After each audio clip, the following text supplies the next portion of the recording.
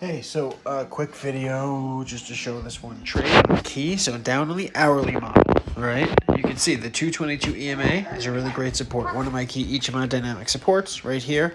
Prior time it bounced, it held really well. Little wick down. So since you get those quick little wicks, that makes it a little bit riskier. Because right now I was like, all right, I can place my stop loss just just pretty much 2% below my entry, 1.17 cents. So the issue with that, if I pull out and I look at the 4 hour. You can see the 4 hour is in an amazing position as well. See how the 55 EMA, that key Ichimoku dynamic support, is holding so well? And see how last time it held really well, except for that quick wick? That's the issue, right? If I place my stop loss just 2% below entry, what happens if a quick wick like that comes down and hits, and then I get stopped out before a big breakout? Like, look here, right? See how this prior run over here? Look how it bounced on the 55 EMA? And it held really well, and it rode along the 55 till it built support at the top of the cloud. These are all my Ichimoku supports, right? Then right here, top of the cloud, the last bounce, and then it just launched, right? The cloud and the 55 EMA right there, and it launched up, came back down, got close to the 55, but never even quite hit it, held at the horizontal support.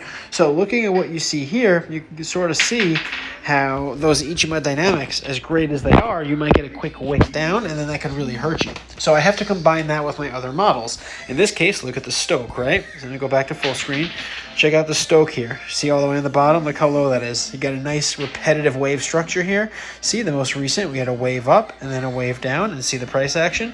We had the price action, went up along with the Stoke, down with the Stoke. Now we're really low on the Stoke and we're about to turn up. The question is, are we turning now or do we have another candle or two?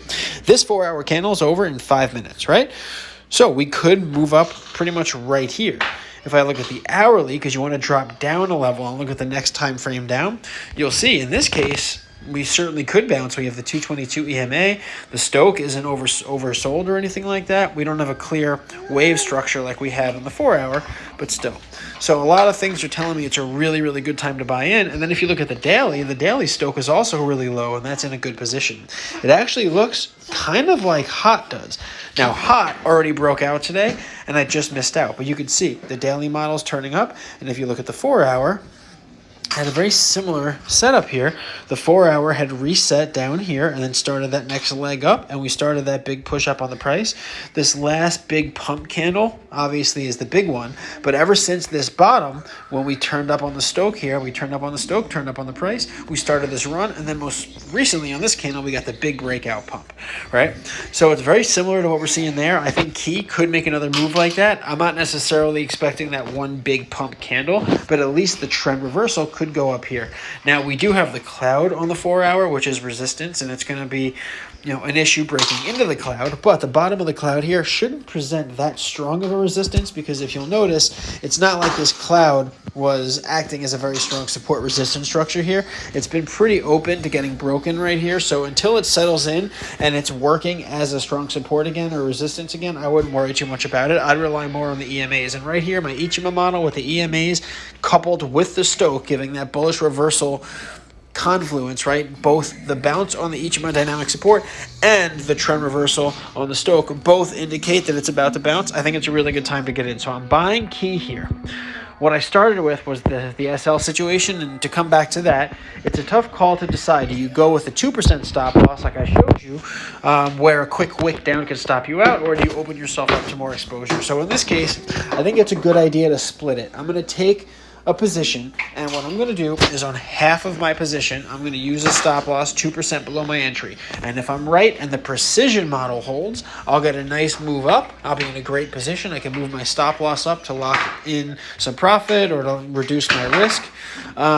And I get a really good initial bounce. If we don't get the initial bounce and there's a quick wick down, since I'm expecting an overall bullish move up, I'm fine with a quick wick coming down and stopping me out. It would only stop me out on half of my position. I'll lose 2% on that half of the position, and the other half will remain open with no stop loss. Obviously, it's a lot riskier having no stop loss, but in this particular case, it's not a huge sum of money, but I also think it's going to go up with a high level of confidence, and if I'm wrong and it does continue going down, I can always sell and take a 3 or a 4 or 5% loss. I'm not going to let it go down 20%, obviously, and give my money away. So if you're not in a position where you can watch the market and focus on your trades, if you have to set a trade and leave it for a day or two because you'll be traveling, it's usually not the best idea to get into larger, more substantial positions without a stop loss. You want to have a stop loss on every single position in those cases for obvious reasons. So that's my strategy on key here. I might be making some other moves. I'll look at some of the other setups, but just to really quickly show you with BTC. BTC is doing, Charlotte, hold on.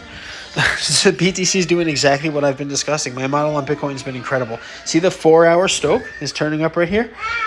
So the 4-hour model is doing exactly what I expected. We had the bounce right here. We ran up that cloud wall, and now we're bouncing right at the top of the cloud where the 55 EMA is. So Bitcoin is about to bounce again. It's an imminent bounce right here. Top of the cloud, 55 EMA. It's going to bounce again. I took out a big Bitcoin position last night in anticipation of a nice bounce today. It hasn't bounced yet, but I'm still confident that it will. We have the 4-hour model, the hourly model, and again, to show you what I was talking about over the last day or two, that daily model. We got this big reversal on the Stoke, and this is huge. The fact that Bitcoin has given us this really extremely bullish Stoke reversal here on the daily tells me we're going to continue up like we did with this last pumpy candle. We're going to pump right back close to the prior top. This daily reversal is huge. So even though a lot of the alts are overbought and look like they need to come down, if you remember on my update from yesterday, I was explaining how even though some of the altcoins are like that, I think there's a very high probability that those alts are going to go hyper bullish because Bitcoin is so bullish here that I think Bitcoin is going to cause those alts to bypass that correction. So even though the Stoke is really high, like up here on the altcoins, it looks kind of like this point. When Bitcoin got up to these higher levels on the Stoke, those alts look like they're about to come down. But since Bitcoin is so bullish with this daily model turning up here on the Stoke, I think you're going to see the chart on the altcoins like Link and some of those are just going to go sideways. And I think the daily chart is going to have one of these sideways hyper bullish Stoke oscillators where we just stay up at those higher overbought levels for a while until we overall correct and see the whole thing coming back down a bit. Right now, some things are going up, some things are more or less stable. Nothing's going down too much, but what you want to watch for next is for them to kind of combine their forces. You're going to see everything turn green, and when Bitcoin, the majors, and the altcoins are all moving together, you're going to see them all with explosively really bullish moves later in the day. And as of right now, we're at a point where you see some assets are going up 15%. Some of them are staying at pretty much even, but we're not seeing like the entire market going up 3, 4, 5%. Some of them are, some of them aren't. It's not really consistent. I think once Bitcoin starts to make that big move, which should happen within the next 1 or 2 candles, so within the next 4 to 8 hours, I think that's an imminent bounce for Bitcoin. And once that happens, you're going to see everything in unison start to make a more aggressively bullish move, including the assets that are already up 10, 15, 20% today.